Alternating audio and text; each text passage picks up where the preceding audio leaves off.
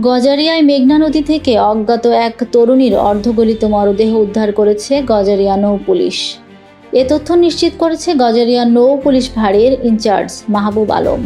বৃহস্পতিবার 20 মার্চ দুপুরে মুন্সিগঞ্জের গজারিয়া উপজেলার গজারিয়া ইউনিয়নের নয়ানগর গ্রাম সংলগ্ন মেঘনা নদীর তীর থেকে এক তরুণীর লাশ উদ্ধার করা হয়।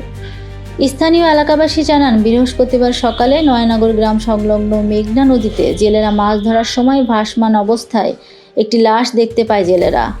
পরে গজারিয়া নৌ পুলিশকে বিষয়টি অবগত করা হলে নৌ পুলিশ ঘটনাস্থলে গিয়ে লাশ উদ্ধার করে নৌফাঁড়িতে নিয়ে আসে।